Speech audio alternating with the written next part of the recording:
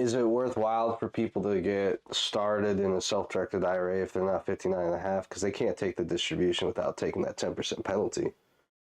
Well, I think it really gets to, I think the bigger question really is, what is your overall wealth building strategy? In MidAtlantic, if you look at the client profile, okay, I think it's fair to say that most people are entrepreneurial in some fashion. Most people are business owners. By business owner, I mean it may be, they may have a day job and maybe it's a side gig kind of thing. But they're complicated, right? I mean, they've got a lot of things going on. A lot of moving parts. Right, a lot of moving parts. The question, or what they're looking at constantly, is, holistically, how are they growing wealth? When you're thinking about your wealth building, generally there's several components to that. There's, your investable funds, your taxable funds, your tax deferred, and your tax free. Taxable is everything that you do in your day to day. Tax deferred is retirement plans. Okay, so it could be IRAs, could be 401k plans, those sorts of things. Another thing that would fall into that group would be an annuity. And then there's tax-free. And there are a few investments. So you can invest in muni bonds, for instance, that are tax-free, but the rate of return is already priced in to the fact that you're not paying tax. So the rates of return tend to be low. Roth IRAs, Roth 401k plans are tax-free. Okay. And, the other thing is life insurance, but generally you don't care about that because you're dead. Yeah. Okay? That becomes somebody else's problem. So you leave for other people. Right. That's exactly right.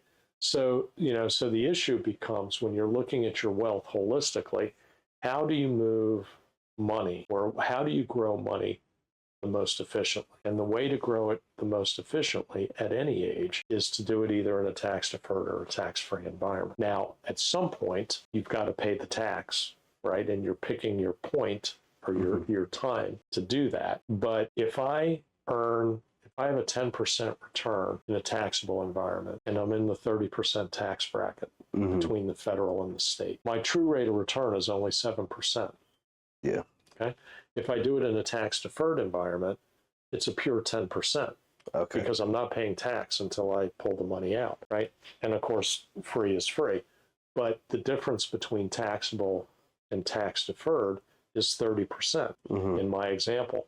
So the power of compounding, that extra 30%, will grow you much faster. So in other words, if you're making these investments inside a retirement plan, you basically get to skip the one biggest expense people have, which is tax, and just increase your cash flow to continue growing your investments. Well, you're not skipping it, okay, but you're deferring it to some point in the future.